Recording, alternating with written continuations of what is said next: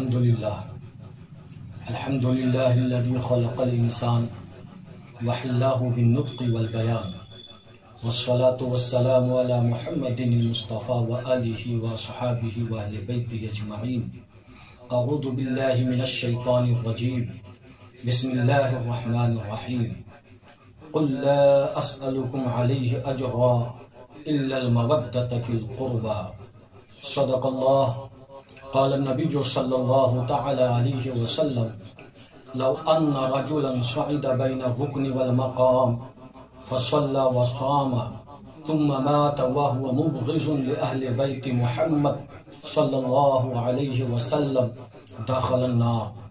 درود شریف پڑھیں. اللہم صلی علی سیدنا مولانا محمد بارک سلم صلاۃ و سلام علیک یا رسول اللہ صلی اللہ تعالی علیہ وسلم. آج کی اس آیت کریمہ میں اللہ رب العزت اپنے محبوب صلی اللہ علیہ وسلم کو یہ حکم دے رہا ہے: اے نبی آپ فرما دیجئے لا اسألکم علیہ اجرا، جو کچھ ہم نے دین کی تبلیغ تم تک کی ہے، جو دین کی اشاعت، اسلام کے نظریات، توحید و رسالت کے پیغام، جو کچھ ہم نے دین کے معاملات اور احکام پہنچائے ہیں، اس پر میں تم سے کوئی اجر طلب نہیں کرتا الا المودۃ فی القربى، مگر یہ کہ میرے قرابت داروں سے تم محبت رکھو. قرابت دار کی محبت اس آیت کریمہ میں اللہ رب العزت اپنے نبی علیہ الصلوۃ والتسلیم کی زبانی کہلوا کر کے اپنے محبوب کی قرابت داروں کی محبت کے بارے میں کلام فرما رہا ہے. یہ محبت اہل بیت اطہار یہ جزو ایمان ہی نہیں بلکہ یہ عین ایمان ہے، اور اسے ہم اس طرح سے سمجھ سکتے ہیں عین ایمان کہ باضابطہ خود قرآن کریم میں مختلف مقام پر اہل بیت اطہار رضوان اللہ تعالی علیہم اجمعین کے حوالے سے اللہ نے مختلف اسلوب میں بیان فرمایا. جیسے کہ موجودہ اس آیت کریمہ میں اللہ فرماتا ہے: نبی آپ بتا دیجئے کہ جو کچھ میں نے دین کی خدمتیں کی ہیں اور تم تک دین کے پیغام اور دینی احکام کو پہنچایا ہے،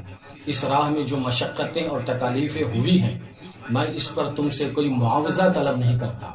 مگر یہ کہ حکم خدا یہ ہے کہ میرے قرابت داروں سے تم محبت کرو. یہ قرابت دار اس آیت کریمہ میں مفسرین نے اس مقام پر یہ واضح کر دیا کہ یہاں قرابت دار میں جو ذات ہے وہ پنجتن پاک ہے، یعنی خود حضور پاک صلی اللہ علیہ وسلم کی ذات گرامی ہے. سیدنا حضرت علی پاک ہے، سیدنا حضرت امام حسن ہے، سیدنا حضرت امام حسین رضی اللہ تعالی عنہ ہیں. اس طرح سے پنجتن پاک کی مبارک جماعت ہے جو حضور پاک صلی اللہ علیہ وسلم کے قرابت دار کہلاتے ہیں. ان کی محبت کو اللہ رب العزت کے اس کلام کے ذریعے آپ سے مطالبہ کیا گیا ہے. آپ سے یہ کہا جا رہا ہے، گویا بالفاظ دیگر یوں کہا جا رہا ہے: قرابت دار سے محبت کرو، یعنی علی کے قدم کو چومو، تمہیں اسی میں نجات مل جائے گی. فاطمہ کے بتائے ہوئے طریق پر اور فاطمہ کی سیرت اپنے گھر کے بیٹیوں اور بہنوں کے اندر تم پہنچاؤ، تاکہ فاطمہ کی اس سیرت کے ذریعے اور ان کی اس محبت کے ذریعے کل بروز محشر اللہ رب العزت بے شمار بیٹیوں کو نجات عطا فرمائے گا، بخشش عطا فرمائے گا. بالفاظ دیگر یوں کہا جا رہا ہے: قرابت دار سے محبت کرو، یعنی علی کے قدم کے چومو، فاطمہ کی سیرت سے لگ جاؤ، حسن کے کردار کو اپنا لو، حسین کے کردار کو اپنا لو، علی کے نقش قدم پہ چلو. اگر تم ان پنجتن پاک حضور پاک صلی اللہ علیہ وسلم کی سیرت طیبہ پہ عمل کرتے رہو گے، علی سے محبت کرتے رہو گے، فاطمہ سے اپنا ایک لگاؤ رکھو گے، حسن و حسین کے عشق اور محبت میں ڈوب جاؤ گے، تو یقین رکھو کہ اللہ تعالیٰ تمہارے لیے کل اسی مبارک عمل کو ذریعہ نجات بھی بنا دے گا. چنانچہ یہ جو ایک مضمون اور ایک مفہوم اس آیت کریمہ سے اخذ کر رہے ہیں، حاصل کر رہے ہیں، اس مضمون کی تائید صراحتاً حضور پاک صلی اللہ علیہ وسلم کے اس فرمان عالی شان سے واضح ہے. میرے آقا نے ارشاد فرمایا: وَمَن مَاتَ عَلَى حُبِّ آلِ مُحَمَّد صلی اللہ علیہ وسلم ماتا مؤمنا مستکمل الایمان، جو آل محمد صلی اللہ علیہ وسلم کی محبت میں مرے گا وہ کامل و اکمل ایمان کے ساتھ دنیا میں جائے گا۔ گویا کہ محبت اہل بیت اطہار میں اللہ رب العزت نے اللہ رب العزت کے حبیب علیہ الصلوۃ والتسلیم نے ایمان پر خاتمہ بالخیر کی گارنٹی اور ضمانت عطا فرمائی ہے۔ حضرات گرامی، یہ کل اسألکم علیہ اجرا الا المودۃ فی القربى، قرابت دار کی جو محبت کا مطالبہ کیا ہے، یہ جو ایک طرح سے آپ سے اللہ رب العزت آپ سے جو اپنے حبیب علیہ الصلوۃ والتسلیم کی محبت کو طلب کر رہا ہے، جانتے اس میں حکمت کیا ہے؟ بظاہر تو ایسا لگ رہا ہے گویا نبی اپنے مبارک عمل پر، تبلیغی عمل پر وہ اپنا ایک معاوضہ چاہ رہے، نہیں، یہاں ایک معاوضہ نہیں ہے، ایک اجرت نہیں ہے۔ بالفاظ دیگر آپ کو سمجھنے کے لیے میں یہ بتاؤں، اگر ایک علمی گفتگو کی جائے تو یہ کہا جا سکتا ہے کہ یہاں پر جو یہ استثناء ہے یہ استثناء منقطع ہے، گویا کہ کلام وہاں مکمل ہوا اور الا المودۃ فی القربى کے ذریعے سے یہ کہا جا رہا ہے کہ تم پر قرابت داروں کی محبت واجب و ضروری ہے۔ گویا کہ جو اہل بیت اطہار کی محبت ہے، نبی کی محبت ہے، یہ امت کے لیے لازم و ضروری قرار دیا اس آیت کریمہ میں۔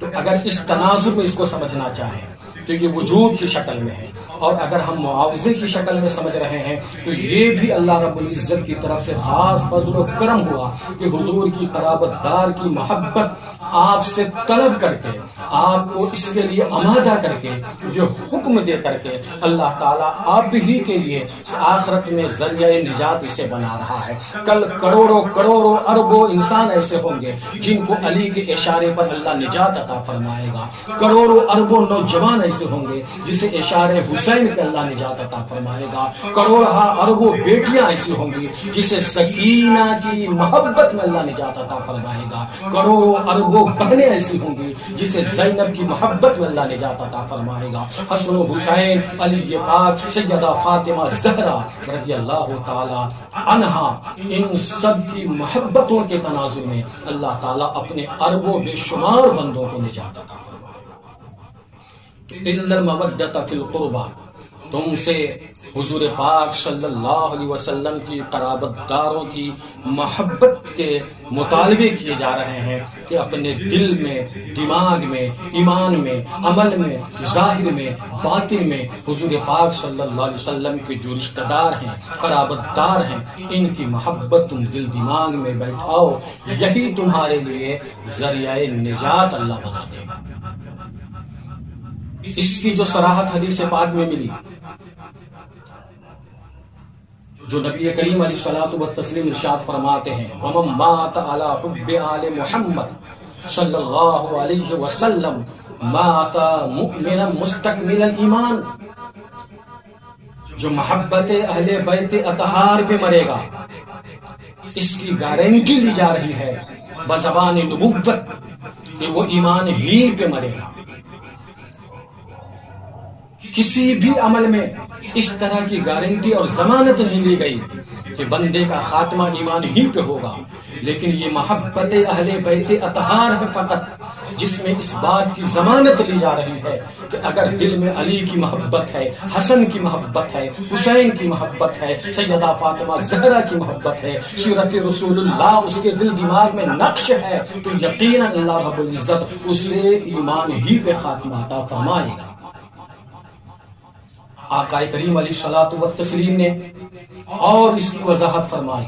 الا ومن مات علی حب آل محمد صلی اللہ علیہ وسلم مات شہیدا، ایمان پہ تو مر رہا ہے، ایمان پہ تو دنیا وہ چھوڑ رہا ہے، لیکن محبت اہل بیت اطہار میں یہ دار فانی سے رخصت ہونے والا کس درجے پہ جا رہا ہے، کس مقام پہ فائز ہو رہا ہے۔ اللہ کے رسول صلی اللہ علیہ وسلم نے اپنے نواسوں کی اور اپنے اہل بیت کی محبت کا صلہ اور جزا عطا فرما دیا کہ وہ درجہ شہادت پہ جائے، اسے اللہ تعالیٰ درجہ شہادت عطا فرما۔ اور اللہ کے رسول صلی اللہ علیہ وسلم نے اس مضمون کو اور کلیئر کیا اور ارشاد فرمایا، الا ومن مات علی حب آل محمد صلی اللہ علیہ وسلم مات تائبا، اللہ تعالیٰ وقت نزاع اسے توبہ عطا فرمائے گا، توبہ نصیب فرما دے گا۔ تو محبت اہل بیت اطہار ان احادیث اور آیت کریمہ کے تناظر میں ہمیں اشارے میں، بلکہ اب یوں کہا جائے وضاحتاً اور صراحتاً یہ بات معلوم ہو گئی، اگر کسی کے پاس صرف نماز ہی ہے، صرف روزہ ہے، زکوٰۃ ہے، حج ہے، دیگر اعمال ہیں، سب کچھ ہونے کے باوجود اگر محبت اہل بیت اطہار اس کے دل میں نہیں ہے تو یاد رکھیں وہ کامیاب نہیں ہے، نہ تو اس کی دنیا کامیاب ہے، نہیں تو آخرت کامیاب ہے۔ اللہ کے رسول صلی اللہ علیہ وسلم نے اس مضمون کو اور کلیئر کیا، ارشاد فرمایا لو ان رجلا صعد بين الركن والمقام فصلى وصام ثم مات وهو مبغض لأهل بيت محمد صلی اللہ علیہ وسلم دخل النار۔ یعنی اگر کوئی خانہ کعبہ چلا گیا، کعبۃ اللہ میں جا کر نماز ادا کر رہا ہے، مقام ابراہیم کے پاس جا کر دوگانہ ادا کر رہا ہے، روزہ بھی رکھ رہا ہے، لیکن اگر دل میں محبت علی نہیں ہے، محبت حسن نہیں ہے، محبت حسین نہیں ہے، محبت فاطمہ زہرا نہیں ہے، تو یاد رکھو وہ مرا تو ضرور کعبے میں ہے لیکن جائے گا وہ جہنم میں، دخل النار، اس کا داخلہ جہنم میں۔ معلوم ہوا ان احادیث طیبہ کی روشنی میں اور آیت کریمہ کی روشنی میں کہ بغیر محبت اہل بیت اطہار کے پوری حیات اگر اس کے پاس نماز ہی نماز ہے، دیگر اعمال حسنہ ہے اور محبت اہل بیت اطہار نہیں ہے تو یقیناً اس کے لیے بخشش و نجات نہیں ہے۔ اللہ کے رسول صلی اللہ علیہ وسلم نے اپنے اہل بیت کے لیے، ان نواسوں کے لیے ایک موقع پر حسن و حسین کے ہاتھ کو اپنے ہاتھ میں لیا اور میرے آقا نے ارشاد فرمایا من احبنی، جو شخص مجھ سے محبت کرے گا، ومن احب ہذین، اور جو میرے ان دو شہزادوں سے محبت کرے گا، یعنی ایک طرف امام حسن ہیں، ایک طرف امام حسین ہیں، آقا کریم ارشاد فرماتے ہیں من احبنی، جو مجھ سے محبت کیا، ومن احب ہذین، اور جن لوگوں نے ان دونوں شہزادوں سے بھی محبت کیا، وامہما، ان دونوں کی والدہ سے محبت کیا یعنی سیدہ فاطمہ زہرا سے محبت کیا، واباہما، ان دونوں کے والد سے محبت کیا یعنی سیدنا علی پاک رضی اللہ تعالی عنہ سے محبت کیا۔ میرے آقا ارشاد فرماتے ہیں کان معی فی درجۃ یوم القیامہ، وہ قیامت کے دن میرے درجے میں ہوگا، یعنی یہ محبت کرنے والا بندہ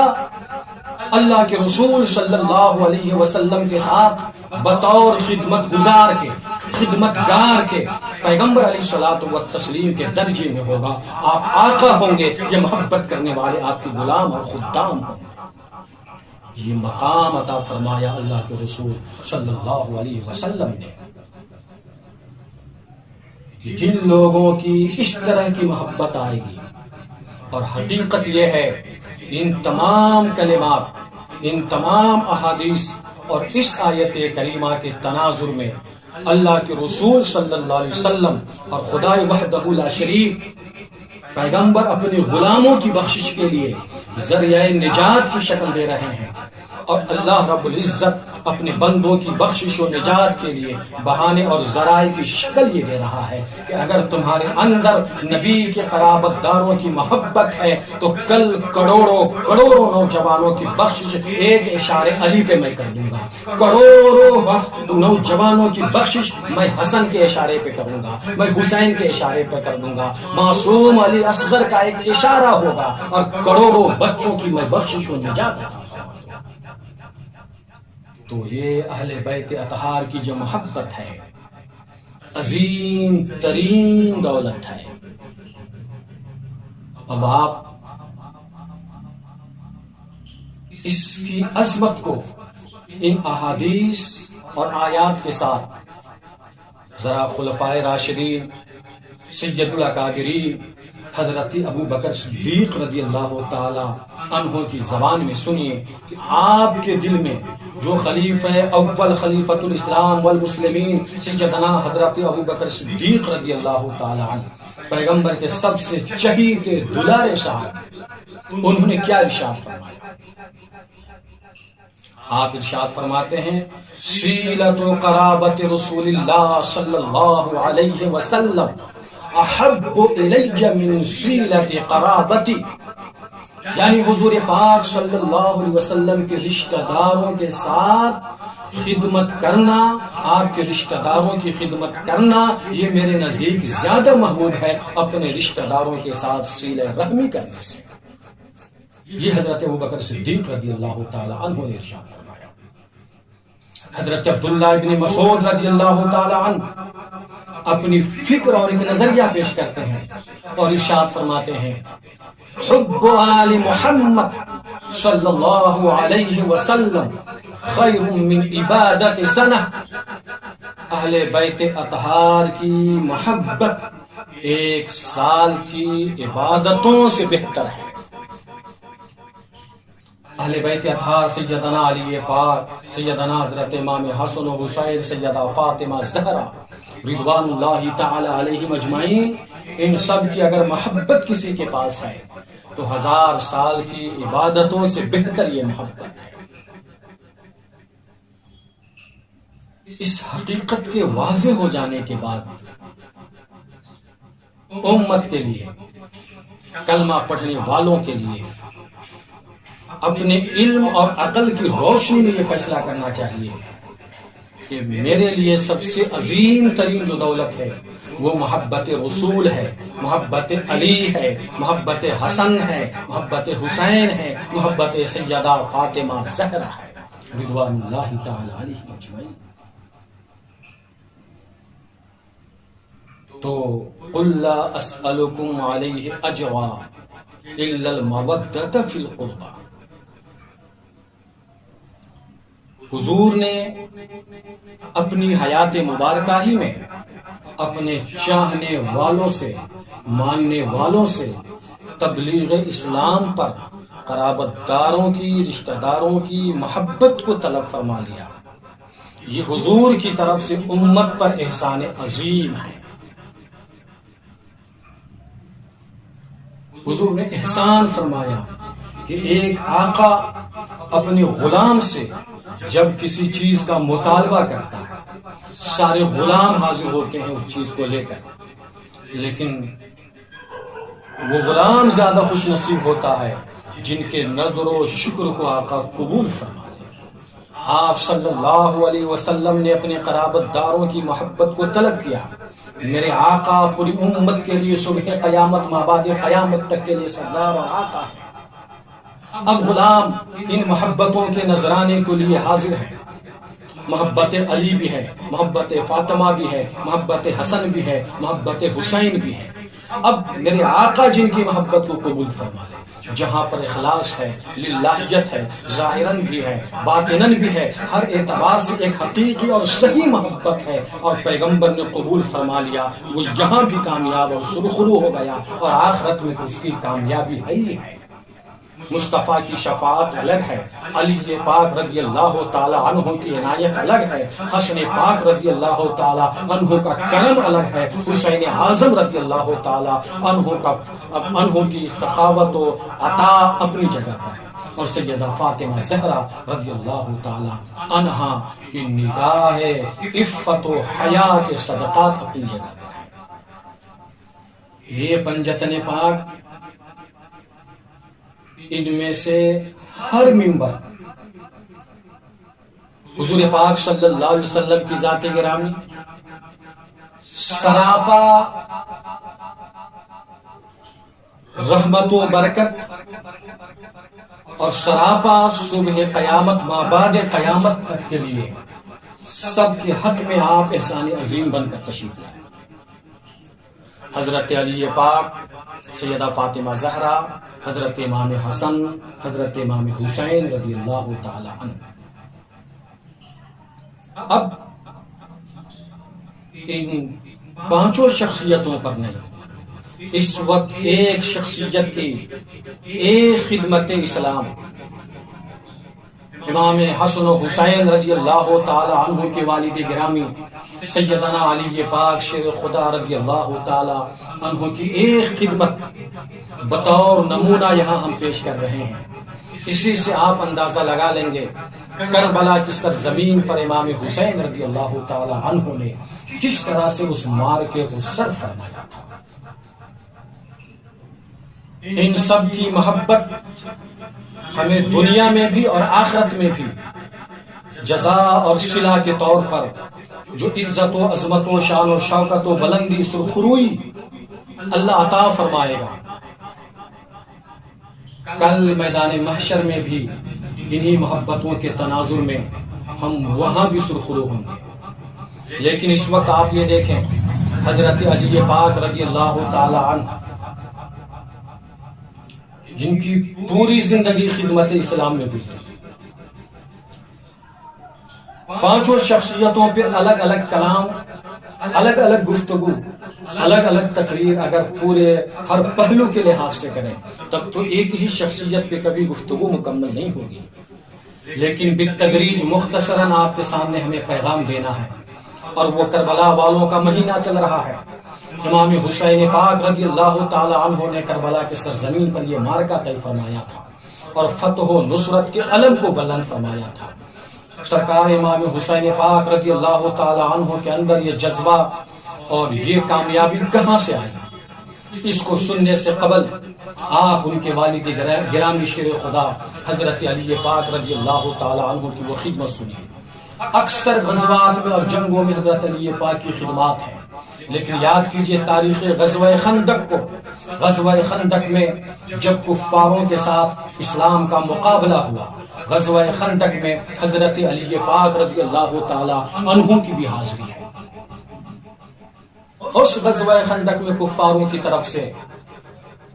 جو قیادت کر رہا تھا اس کا نام جناب عمرو بن عبد ود تھا. وہ بہت زبردست تجربہ کار جنگجو انسان تھا. میدان میں آ کر کے نعرہ دیتا، حل من مبارز، ہے کوئی مسلمان جو مجھ سے مقابلہ کرے گا.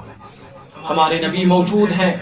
اپنے صحابہ کی طرف اسلامی لشکر کی طرف نظر ڈالتے ہیں، دیکھتے ہیں کہ سب دم بخود ہیں. اس نے دوسرا نعرہ دیا، حل من مبارز، ہے کوئی جو مجھ سے مقابلہ کرے گا. میرے آقا نے پھر نظر اٹھائی، دیکھا لوگ دم بخود ہیں. تیسری بار جب نعرہ دیا تھا، حل من مبارز، ہے کوئی جو مجھ سے مقابلہ کرے گا. حضرت علی پاک رضی اللہ تعالی عنہ کو جوش آیا اور جوش ایمانی کے ساتھ آپ کھڑے ہوتے ہیں، مصطفیٰ جان رحمت صلی اللہ علیہ وسلم کے قدم ناز پہ جھکتے ہیں، اجازت طلب فرماتے ہیں. میرے آقا نے مسکرا کر کے اجازت دیا ہے اور حیدری وہ خوبی لے کر کے اور امامہ شریف لے کر کے وہ تلوار لے کر، تلوار حیدری، سیف حیدری لے کر حضرت علی پاک رضی اللہ تعالی عنہ غزوہ خندق میں میدان خندق میں پہنچتے ہیں. اور اس کافر سے عمرو ابن عبد ود سے مقابلہ شروع ہو جاتا ہے. اس کے پاس جتنے حربے تھے وہ حربے اپنے دکھاتے رہے، وہ وار کرتا رہا، علی اپنے آپ کو بچاتے رہے اور وار بھی کرتے رہے. ایک موقع آیا، حضرت علی پاک رضی اللہ تعالی عنہ اپنے وار میں کامیاب ہوتے ہیں اور زبردست کافر کو نیچے گراتے ہیں اور اس کے سینے پر، چھاتی پر بیٹھ کر کے حضرت علی پاک نے اس کے سر کو تن سے جدا کر دیا. میرے آقا دور سے یہ جنگ کے انداز کو ملاحظہ فرمایا تو میرے آقا کی زبان نبوت سے اس انداز جنگ کو دیکھتے ہوئے میرے آقا نے ارشاد فرما دیا، برز الایمان کلہ مع الکفر کلہ. آج پورا ایمان پورے کفر سے لڑ رہا ہے. اللہ اکبر. گویا پورا ایمان جو میرے آقا فرما رہے ہیں وہ علی کو کہہ رہے ہیں کہ علی پورا ایمان ہے اور پورا کفر عمرو ابن ود ہے. اشارہ مل گیا یہیں سے کہ محبت حسن و حسین و علی جو فاطمہ کے بارے میں جو میرے آقا نے حکم دیا تھا کہ ان سے اگر محبت کرو گے تو ایمان ہی پہ خاتمہ ہوگا. غزوہ خندق کے اس تاریخی جملے سے یہ کلیئر ہو گیا کہ میرے آقا نے ارشاد فرما دیا، برز الایمان کلہ مع الکفر کلہ. پورا ایمان پورے کفر سے لڑ رہا ہے. گویا علی مکمل ایمان ہے, علی بھی ایمان ہے, فاطمہ بھی ایمان ہے, حسن بھی ایمان ہے, حسین بھی ایمان ہے. یہ سب ایمان کے حصے ہیں, اور اگر ان میں سے کسی کے تعلق سے نظریات غلط ہوتے ہیں تو یاد رکھیے وہ جو ہم نے حدیث پڑھی ہے, لو ان رجلا صعد بین الرکن والمقام فصلى وصام ثم مات وهو مبغض لاهل بیت محمد صلی اللہ علیہ وسلم دخل النار. ذرہ برابر دل میں بغض ہے, عداوت ہے, کینہ ہے, حسد ہے, علی سے ہو, فاطمہ سے ہو, حسن سے ہو, حسین سے ہو, کسی سے بھی اگر ذرہ برابر عداوت ہے تو یاد رکھیں یہ ساری نمازیں, یہ تمام روزے, یہ زکوٰۃ و حج, یہ اعمال, سارے اعمال آپ کے چہرے پر مار دیے جائیں گے اور کوئی عمل کام نہیں آئے گا اگر یہ محبت اہل بیت اطہار نہیں ہے. میرے آقا نے ارشاد فرمایا غزوہ خندق میں علی کی اس کردار کو دیکھ کر کے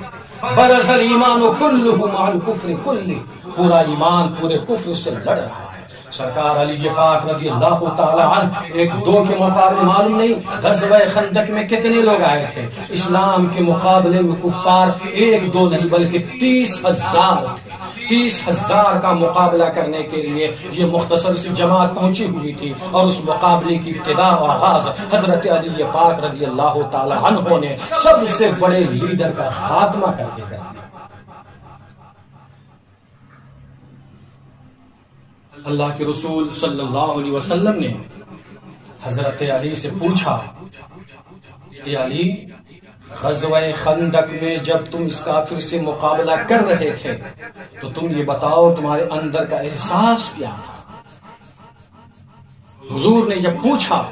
تو حضرت علی رضی اللہ تعالی عنہ ارشاد فرماتے ہیں, یا رسول اللہ آپ نے پوچھ دیا میرے اندر کے احساسات کیا تھے, میں زبان سے بتاتا ہوں. حضرت علی کہتے ہیں لو کان کل عرب فی جانب وانا فی جانب الاخر لقدرت علیہم. یا رسول اللہ اگر پورا کفر ایک طرف آج ہوتا اور علی ایک طرف ہوتا تو علی پورے کفر پہ غالب ہو جاتا. حضرت علی پاک رضی اللہ تعالی عنہ کا یہ جملہ یہ بتا رہا تھا کہ ہم جس جذبہ ایمانی کے ساتھ, جس قوت کے ساتھ اور آپ کے اشارے کے ساتھ, آپ کی نگاہ رحمت کے ساتھ, آپ کی جو روحانی طاقت و قوت ہمارے ساتھ شامل تھی, ہم جس طاقت کے ساتھ کھڑے تھے غزوہ خندق میں, یا رسول اللہ پورا کفر ایک طرف ہوتا اور علی ایک طرف ہوتا تو آپ کا علی سب کو پچھاڑ دیتا اور آپ کے علم کو ہی بلند فرماتا. غزوہ خندق میں فتح و نصرت کے علم کو بلند فرمانے والے حضرت علی پاک رضی اللہ تعالی عنہ کے شہزادے حضرت امام حسین اعظم رضی اللہ تعالی عنہ نے کربلا کا معرکہ طے کیا تھا. تو جب آپ 30,000 لشکر جرار کے سامنے کھڑا ہے, انہی کا بیٹا رسول اللہ کا نواسا کربلا میں 22,000 لشکر جرار کے سامنے کھڑے ہیں, اور جیسے ہی بہت ہی سرخروئی کے ساتھ اور شان و شوکت کے ساتھ غزوہ خندق میں اللہ تبارک و تعالی نے فتح و نصرت عطا فرمائی تھی, اسی شان و شوکت و بلندی کے ساتھ سیدنا امام حسین رضی اللہ تعالی عنہ کو کربلا کے میدان میں اللہ رب العزت نے کامیابی عطا فرمائی. یہ حضرت امام حسین رضی اللہ تعالی عنہ کے والد گرامی سیدنا حضرت علی پاک رضی اللہ تعالی عنہ کے اندر یہ ساری قوتیں, طاقتیں, یہ حوصلہ, یہ ہمت حضور پاک صلی اللہ تعالی علیہ وسلم کے لعاب مبارک کی خیرات ہے. اور ایک موقع سے حضرت علی پاک رضی اللہ تعالی عنہ رسول اعظم صلی اللہ علیہ وسلم کے کاندھے مبارک پہ جلوہ بار ہوئے. وہ موقع بھی آپ کے سامنے میں بتاؤں مختصراً. آپ یاد کیجئے تاریخ فتح مکہ. فتح مکہ کی تاریخ جب فتح کر لیا آپ صلی اللہ علیہ وسلم نے, آن و بان شان کے ساتھ تشریف لے گئے, اور خانہ کعبہ میں جتنے بت تھے مصطفیٰ نے اپنے ہاتھوں سے توڑا, کچھ بت اوپر کی جانب تھے جسے چھوڑ دیا اور میرے آقا نے ارشاد فرما دیا این علی، علی کہاں ہے؟ علی حاضر خدمت ہوتے کہ یا رسول اللہ لبیک سعدیک، علی حاضر ہے۔ ارشاد میرے آقا نے ارشاد فرمایا علی خانہ کعبہ کے اوپری حصے پر جو بت ہے اسے توڑ دو۔ حضرت علی کہتے یا رسول اللہ ان سبوں کو آپ نے توڑا، اسے بھی آپ توڑ دیں۔ میرے آقا ارشاد فرماتے ہیں میرے آقا کو نوازنا تھا اس لیے یہ ساری باتیں ہو رہی ہیں، ورنہ آقا کے اختیارات طاقت و قوت میں کیا نہیں، اللہ نے سب کچھ عطا فرما دیا، لیکن علی کو نوازنا تھا اور علی کے واسطے سے حسین میں اس کا اثر آنا تھا، اور خود باضابطہ حسین کو مصطفیٰ نے کتنا نوازا جب ہم شہادت کربلا پیش کریں گے تو بتائیں گے۔ حضرت علی پاک رضی اللہ تعالیٰ عنہ سے کہتے ہیں اس کو تم توڑو۔ حضرت علی نے جب کہا کہ یا رسول اللہ آپ ہی، تو حضرت علی کے اس کہنے پر میرے آقا نے کہا نہیں، میرا ہاتھ وہاں تک نہیں پہنچتا، تم چلو۔ تو حضرت علی نے کہا یا رسول اللہ میں نیچے کی طرف ہو جاتا ہوں، آپ میرے کاندھے پہ سوار ہو جائیں، اسے توڑ دیں۔ تو میرے آقا نے ارشاد فرمایا علی تم یقیناً شیر خدا ہو، لیکن یاد رکھو نبوت کے بوجھ کو نہیں اٹھا سکتے، اس لیے اور میں بتاتا ہوں، میں بیٹھتا ہوں، میرے کاندھے پہ تم سوار ہو جاؤ اور ان بتوں کو توڑو۔ مصطفیٰ کے کاندھے نبوت پر حضرت علی پاک سوار ہوتے ہیں اور ایک ایک بت کو توڑتے ہیں۔ مصطفیٰ نے اسی حالت میں حضرت علی سے پوچھا اور کہا اے علی بتاؤ کہاں تک پہنچے ہو اس میں؟ تو جناب علی نے کہا یا رسول اللہ اگر اجازت ہو تو عرش بری کے پائے کو پکڑ کر میں نیچے لے آؤں۔ یہ کاندھے نبوت اور جسد اطہر سے ٹچ ہونے کی برکت یہ ہے کہ علی زمین پر مصطفیٰ کے کاندھے نبوت پر ہے، لیکن جب میرے آقا نے پوچھا تو کہتے ہیں کہ اگر اجازت ہو تو میں عرش بری کے پائے کو اکھاڑ کر نیچے لے آؤں، اتنی طاقت ہے۔ اور وہیں سے بتوں کو توڑنے کے بعد علی نے چھلانگ لگائی اور چھلانگ لگا کر مسکرانے لگے۔ تو مصطفیٰ نے پوچھا علی کیوں مسکرا رہے ہو؟ کہا یا رسول اللہ اس بات پہ مسکرا رہا ہوں میں کہ اتنی اوپر سے میں نے چھلانگ لگائی اور کچھ نہیں ہوا۔ تو میرے آقا نے ارشاد فرمایا علی معلوم نہیں کہ چڑھانے والا تو میں تھا اور اتارنے والے جناب جبرائیل امی، جس کو مصطفیٰ چڑھائے اور جبرائیل اتارے اسے کیا تکلیف ہو سکتی ہے؟ ایک مرتبہ کاندھے نبوت پہ سوار ہونے کی خیرات و برکات و حسنات و فضائل و کمالات دین و دنیا جو علی کے اندر آئے ہیں،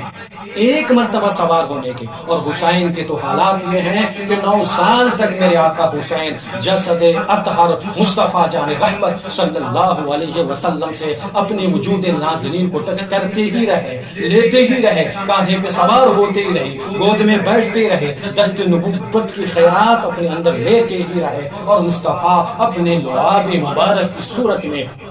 حسین کو سب کچھ پلاتے رہے۔ میرے آقا ارشاد فرماتے ہیں یمتص لعاب الحسین کما یمتص الرجل التمر، حسین پاک رضی اللہ تعالی عنہ کے لعاب کو میں ایسے چوستا تھا جیسے کہ کوئی انسان کھجور چوستا ہے۔ میرے آقا اپنے لعاب مبارک کے ذریعے حسین اعظم رضی اللہ تعالی عنہ میں گویا عزم ہے، استقلال ہے، ہمت ہے، حوصلہ ہے، شجاعت ہے، شہادت ہے، صبر ہے، توکل ہے، خشیت ہے، ان تمام نعمتوں سے حسین اعظم کو زمین سے عرش بری تک اور عرش بری کے تمام حالات و معاملات حسین اعظم کی نگاہ میں میرے آقا نے کھول دیا۔ حضرات یہ مختصر پنجتن پاک میں سے ایک اہم شخصیت حضرت علی پاک رضی اللہ تعالی عنہ کے بہت سارے خدمات دین، خدمات اسلام میں سے ایک دو خدمت کو یہاں پر ذکر کیا، اور صرف یہ بتانے کے لیے کہ حسین اعظم رضی اللہ تعالی عنہ کہاں سے تعلق رکھتے ہیں، آپ میں یہ طاقت و قوت اور حوصلہ ہمت کس طرح آئی، جن کے باپ ایسے ہوں، جن کی ماں ایسی ہو، جن کے بھائی ایسے ہو، جن کے نانا لاجواب ہو، جن کا معاملہ اللہ سے یوں جڑا ہوا ہو کہ سارے معاملات اللہ کی طرف سے اس بندے کے ہو رہے ہوں، تو پھر اس بندے کی طاقت و قوت کا اندازہ کون لگا سکتا ہے؟ اس لیے میں تو یوں کہتا ہوں کہ حسین کے مقابلے میں 22,000 لشکر جرار ہی نہیں بلکہ پوری دنیا یزیدیت ایک طرف ہو جاتی اور اس کے ساتھ دنیائے کفر بھی مل جاتی تو بھی حسین کے عزم و استقلال میں کوئی فرق نہ پڑتا اور حسین ہی کربلا کے فاتح اعظم ہوتے، جیسا کہ اللہ نے فاتح اعظم بنا کر ہمیشہ ہمیش کے لیے زندہ اور تابندہ فرما دیا ہے۔ اللہ رب العزت ہمیں اور آپ کو سب کو اہل بیت اطہار رضوان اللہ تعالی علیہم اجمعین کی محبت سے سرفراز فرمائے اور ان کی محبت میں مر مٹنے کا حوصلہ اور جذبہ عطا فرمائے، تاکہ ان احادیث کے مصداق ہم اور آپ بن سکیں جو اللہ کے رسول صلی اللہ علیہ وسلم نے ارشاد فرمایا، الا ومن مات علی حب آل محمد صلی اللہ علیہ وسلم مات مغفورا، جو محبت حسین میں مرے گا وہ بخشا بخشایا ہی مر جائے گا، وہ بخشا بخشایا ہوگا۔ اس طرح کی ضمانت، اس طرح کی گارنٹی نہ نماز میں، نہ روزہ میں، نہ زکوٰۃ میں، نہ حج میں، نہ چلہ میں، نہ کسی عمل میں۔ یہ صرف اور صرف اگر ہے ضمانت تو محبت حسین اہل بیت اطہار میں۔ اللہ رب العزت انہی کی محبت میں ہم سبوں کو مر مٹنے کی توفیق اور حوصلہ عطا فرمائے، اور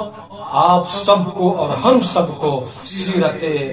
حسین اعظم، سیرت علی پاک، سیرت حسن پاک، سیرت سیدہ فاطمہ زہرا میں خود کو ڈھلنے کی توفیق عطا فرمائے۔ وما توفیقی الا باللہ، استغفر اللہ ربی من کل ذنب اذنبتہ واتوب الیہ۔